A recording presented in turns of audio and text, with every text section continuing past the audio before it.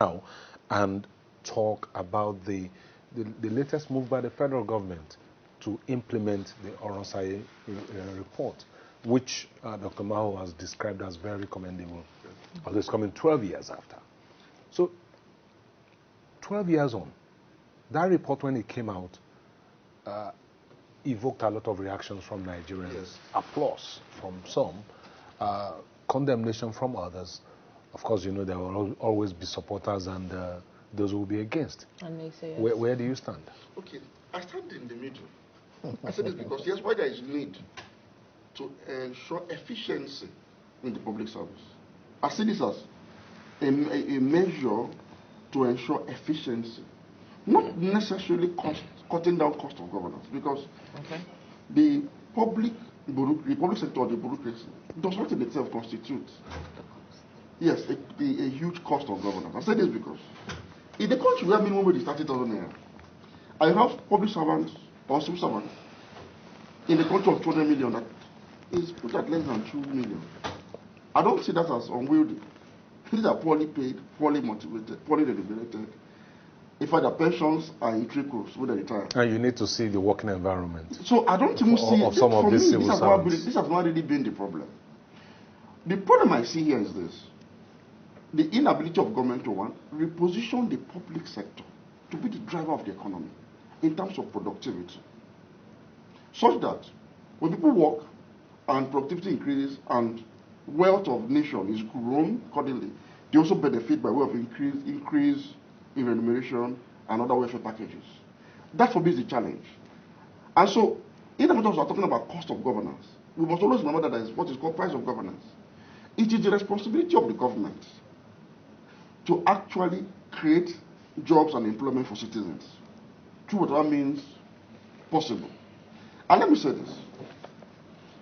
In many countries of the world, including countries like France, countries like Singapore, China, Saudi Arabia, and many parts of Europe, the public sector is the highest employer of labor in many of these countries.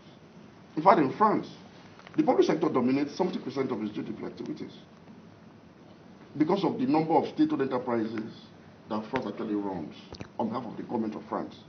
And so their civil service are actually commercialized and they are doing business. It might interest you to know that one of the largest energy companies in the entire world, Uniper, is a German state-owned company, enterprise, it's owned by the German state. One of the largest oil companies in the world, Statoil, is now known as Equinor. It's owned by Norway. It is run by the Ministry of Petroleum of Norway. So all the civil servants and all the agencies of the Ministry of Petroleum in Norway actually runs this company, and many other such state-owned enterprises that are operating globally. These companies are multinationals. And so the bureaucracy in these countries run these entities that have global presence, and they draw in a lot of revenues in billions and trillions of dollars and euros. And so that is what we need to do in Nigeria.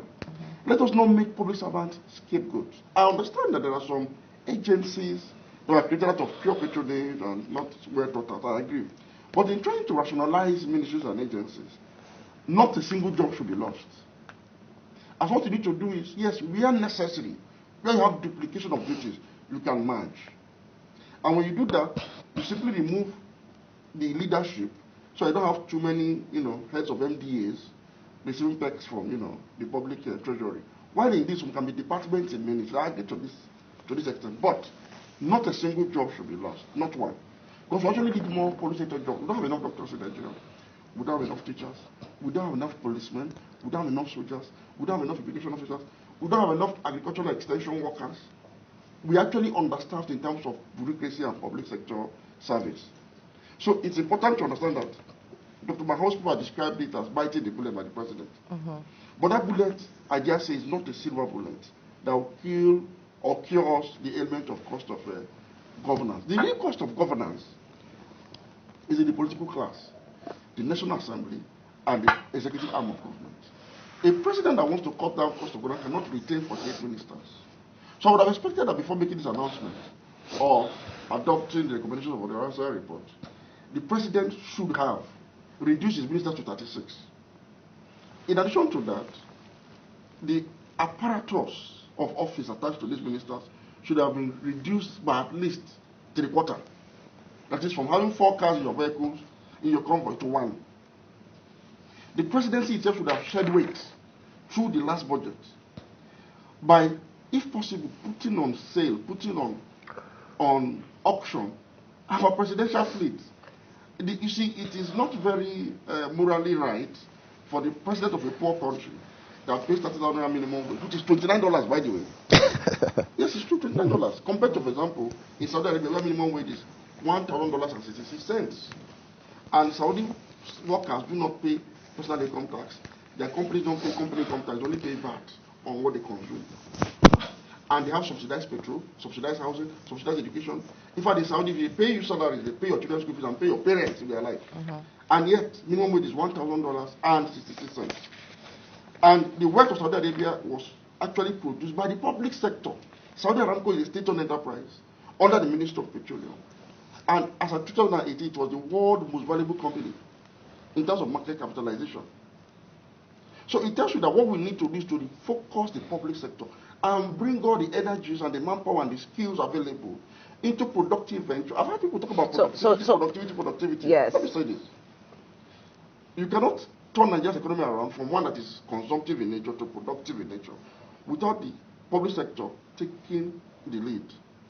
So for me, the challenge before us is that our public sector is redundant. Dysfunctional to some extent. When you don't do business, you're going to have what now looks like an unwieldy number of public servants. Because they're really not doing that. It's not their fault. It is you as a political that they give them the right task to do. You didn't give them tasks to do. If you have solid investment in agricultural value chain across board that requires public servants or civil servants to leave the comfort zones in the offices to the fields to help manage this agricultural investment, you won't be talking about waste or spending too much money to maintain a moribund civil service. You have to put them to use, because any loss of job now in today's Nigeria, it is something that I support and it's not desirable. Okay, let me come to Dr. Maho. I mean, I hear inefficient, top-heavy, skewed, and to some extent dysfunctional public service sector. You also talked about the profligacy of the elites, from parliament to the executive. So in another sense of the word, we're saying that this Oronsaye report is not going to solve all the problems. It's not a flawless document that, people should sit back and say, hey, we have come to the end of it. With this, Nigeria gets, a breather. In listening to Dr. Majid, what do you think, would be the call? First things first, in terms of prioritizing. I mean, 12-man committee and 12 weeks, is it enough? It's enough, because the report is already there. All they need to do is make it functional, like I said earlier, in tandem with contemporary times. I've listened to Majid's take on the issue, and really you can't fault it. The executive should set the example when it comes to, because everything, the entire argument boils down to one thing: reducing cost of governance. But he also talked about price versus cost of governance. Price. What is the price of running government? What is the cost to the people? Those are the issues he's trying to, that he highlighted.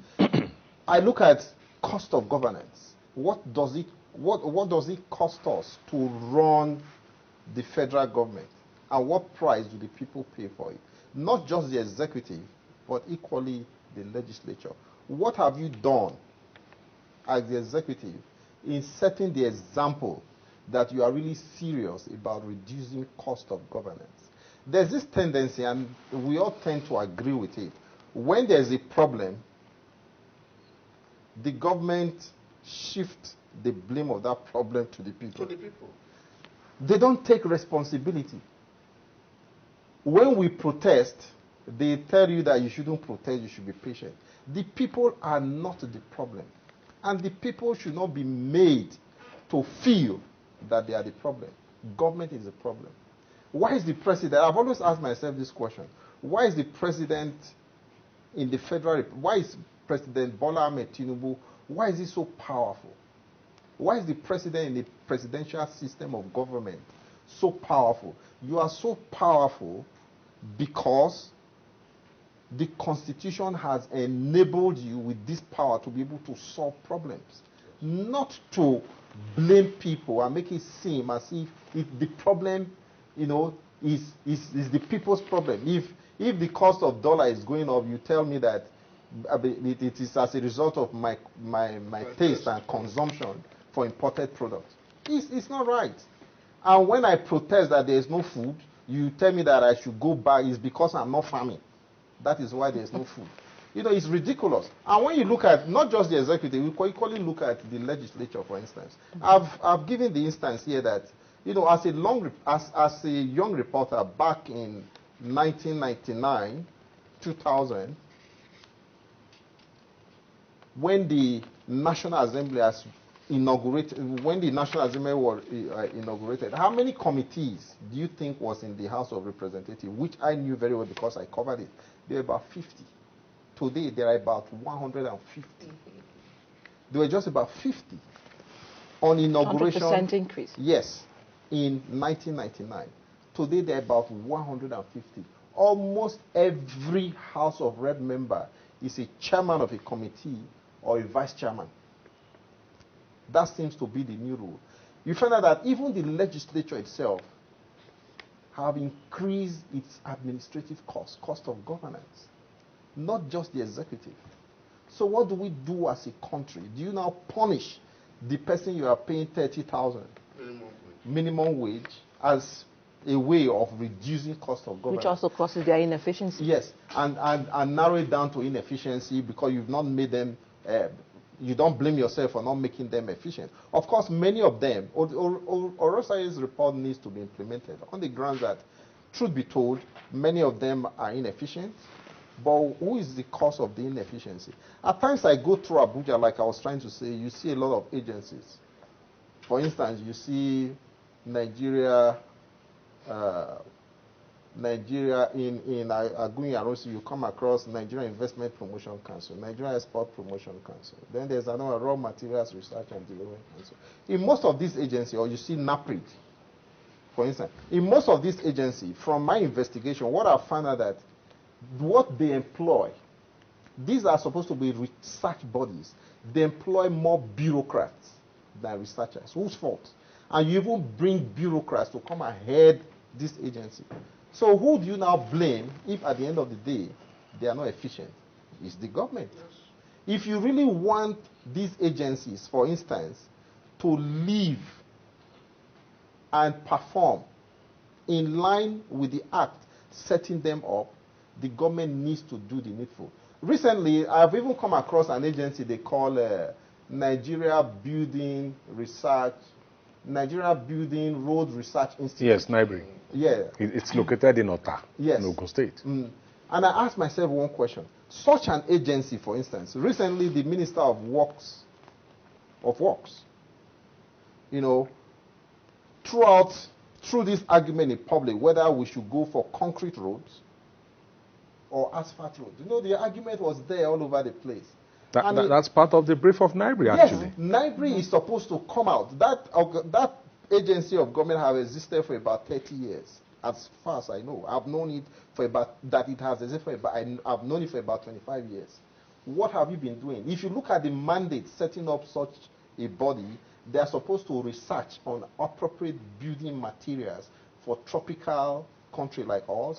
Look at our roads, do the appropriate research to find out whether, interestingly, yes, whether why are roads not lasting 25 years, 30 years? They are supposed to do the research. Interestingly, Dr. Maho, some time ago, I think about 2005 or 2006, Kakaki, the African Voice, featured NIBRI as part of solving the problem of building collapse, the terrible road conditions. We build roads within 1 year, they're gone. Yes.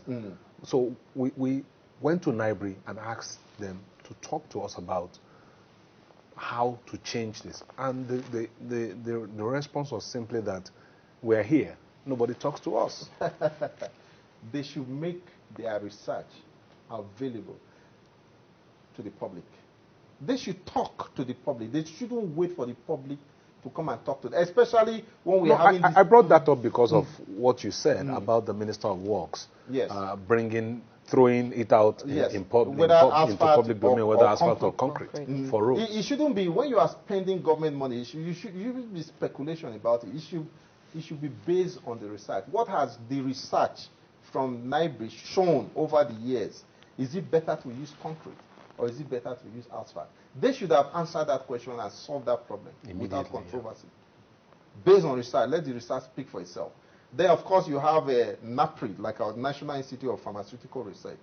In all their years of existence, for instance, where is their research finding? I know for many years, as a young reporter also, NAPRI was promoting that they discovered cure for sickle cell. But I never heard anything about that again. So most of these agencies, what they need to do is for them to be recalibrated, to be more effective, to be more responsive, to be able to justify government investment in them. Not just exist, you collect salary, but at the end of the day, for 10 years, 20 years, you have heads of agencies receiving subvention, you know, and all that, government input. But at the end of the day, you have nothing to show for your existence. Okay, so your argument is that they must be truly productive. They should be productive. If not, they should be scrapped. I'm looking at the fact that we don't have much time now, and I want to come back to. I'd like Majid to explain a bit more. There are some things he talked about, talking about government, the executive cutting the cabinet size, reducing the cost of governance, and all of that. Now, one of the things that the Oronsai report talked about in terms of the number of agencies to be cut, as at 2012, cutting them from 263 to 161, and abolishing 38, merging 52, and 14 reverting to ministries, where there will just be departments. Now, you are insisting that jobs must not be lost. There must be no job loss, rather. Now, I'm thinking in terms of the CEOs of these departments that will be merged, or the agencies that will be scrapped, or even the ones that will become departments in ministries. What happens to the CEOs of those agencies? They become HODs of the departments. Will ego allow that? No, when you are working for government, working for the public, there should be no ego. It's not at your whims and caprice. It's at the institution of governance. So it's nothing personal about it. So if you now have square pegs and round holes, yes, in cases where you have a lawyer heading a library, for instance, yes, I'm not saying the head of library is a lawyer. I'm just saying you have a square peg in a round hole. How does that person revert to being a director in a ministry when he's obviously not qualified to have that job? You should have put a square peg in a round hole in the first instance. That is abuse of office. That is impunity. That is actually corruption. And that's why the true cost of governance in Nigeria that has become burdensome is corruption and abuse of processes. And so that is what the government needs to focus on, fighting corruption holistically and comprehensively through a political decision to stop being corrupt at the level of political leadership. That should be a decision. The truth is, ICPC and FCC alone cannot fight corruption. So it has to be a decision at the highest level. And Nigeria is on the brink of state failure, and that decision has to happen now. To say, look, we have taken that decision to say, look, we're not going to be corrupt. So what that will mean is the government will have to overhaul agencies, ministries, and departments, and make sure that, one, only round pegs and round holes. And secondly, each of these agencies, each of these departments will be made to function in line with the mandate as envisaged in the Enabling Act or in the Establishment Act. You see, what you have today is that the political class have converted every ministry, department, and agency in Nigeria into a patronage arena where they just call the head of an MD and say, I have 5 people for employment, not minding their skill set, their qualification, or otherwise. And that person is mandated to employ them, because if you don't, if you go to the National Assembly, the committee that called you to employ those people will not clear your budget. They'll put all the impediments on your way. Then again, the appointing authority, the person who appointed you, either as the minister who recommended the appointment, or even from the villa, they will call you and say, give employment to anybody, just anybody they feel like, and you have to give them to save your own job. So the problem started from the top, and it cannot be solved from the top. My argument is this: Nigeria is not one of those countries you can describe as having a burdensome public sector. No. Let me tell you the truth. The Oronsai report was a product of the same thinking behind subsidy removal. That's the truth.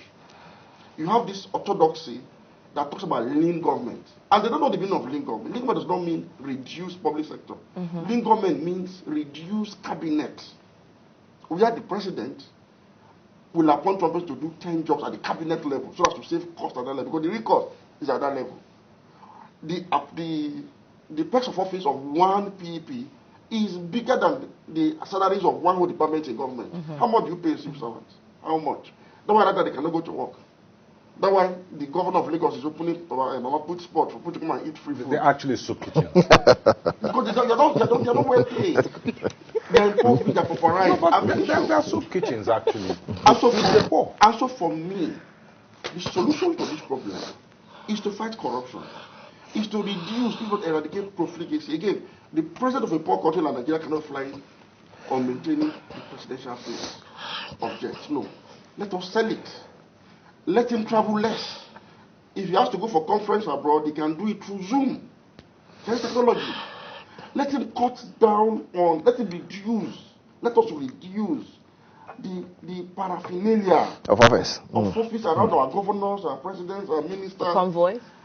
Cut it down to the barest minimum. In fact, the villa is something that is so secure that you don't even need to leave the villa for most activities. He's going to go to Abia State today. That would have been unnecessary. You can stay in the villa and commission that project in Abia. Start from there. But most importantly, you cannot have 48 ministers. And you're talking about rationalizing the public sector without guarantees as we speak that there will be no job loss. Because why I'm saying this again? Nigerians are excited. You know, we are easily excitable. We have started embracing this idea now as though the silver bullet that will cure us of this element. That's why I said public sector employment is the price of governance. You must employ people. You must find a way. You must find excuses to employ people and keep them employed. That's your responsibility. That's why I'm coming in here, and I think I'll just ask you this question before I move to Dr. Maho, because I know that in other countries the strength of governance is from the public sector, system, and I remember this because when you look at the employment rates from government to the public in other countries. The United States has 17% employment rate, direct employment, of the people. You have Scandinavian countries at 35%. You have Europe at 21%. Even South Africa, embarrassingly, is at about 17%. And you come back to Nigeria, it's about a meager of 3.5 to 4%. So again, he talked about how do people get access to the jobs? Who are those round pegs and round holes? How do we remove the bridge between having those who are supposed to be in those systems from those who are supposed to be appointed into it? For me, really fundamental reform of the public service to make it meritocratic. And let me say this. Let us abolish quota system at this point. Let us abolish all forms of affirmative actions based on ethnicity, religion, or region of origin. The public service... What about the federal character issue? We should abolish it. We are one people, we are one country. You see, the federal character and quota system that we have applied over the years, is a form of soft racism. It means that somebody from a part of the country has to be helped because of where he was born, because he lacks natural capabilities. That is self-hate. It's like you have agreed that you are inferior to somebody else that does not need that kind of help. And it is not true. So there's no need for federal character? No. Look, meritocracy. Meritocracy. It's not even about the commission now. It's about a lot of other things, because even in the education sector, for instance, admissions to federal government colleges and things like that. So across bodies with meritocracy, only the best should go into the public service. Only the best, as in the best of the best, from the best schools, which will public schools anyway, and the best people of integrity and character should go to the civil service. Nobody should be given civil service as a compensation for political participation. That is where we should start from. And then we position all of these mandate departments and agencies to fulfill the purpose of the establishment. I can assure you that if you look critically at all MDAs, none is really useless. If you look at ICPC, they have a distinct function from EFCC. While ICPC actually fights corruption and corrupt practices, EFCC does not actually have the mandate to fight corrupt practices. It fights graft, or what you call stealing. Financial crime. Financial crime. They are two different things. So both of them should work together. And I don't think merging them is really helpful. The same thing with CCB. CCB is code of conduct. That is, you as a public servant, you have code of conduct. When you violate it, ICPC steps in. And when that violation leads to stealing and financial crimes, ICP and EFCC comes in to punish you. So for me, none is really, really useless. But what has made them useless is the fact that they have been rendered impotent because of corruption and impunity in the public service by the political class. So it is for them to have a change of attitude towards leadership, and everything will fall into place. Dr. Maho? Sounds reasonable, isn't it? You know, I've always looked at these three agencies you mentioned. Look at the Establishment Act of the EFCC, the ICPC, and the Code of Conduct Bureau, the CCB. And you are going to find out actually that because we've always had this argument, and the argument has always stayed that, look, this agency, they may be anti-corruption agency, but they fight differently. The way they approach, the anti-corruption war is different. CCB deals with, misconduct within the civil service. And that's why it's required that when you get to a certain level within the civil service, you are required to file your... declare your assets. Yeah, declare your asset and file it with the CCB. And of course, the ICPC, which deals with corruption within the civil service.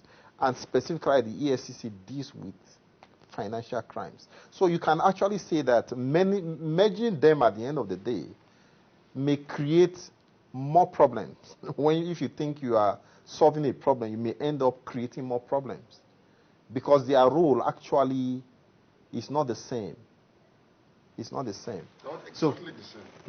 It's not exactly the same. It's not the same. So that is the issue. Let's not be in a hurry to celebrate, that. So you're both saying that if you have these three agencies merged into one, and the three of them function as departments under one agency, it will still not work well? It may not work well because if you look at there's who came up with the idea of ICPC and EFCC? It's your Obasanjo regime. And at times, when you want to make decisions, always go back to the people that separated these two agencies, ab initio. They were not stupid. They sat down, they thought about it.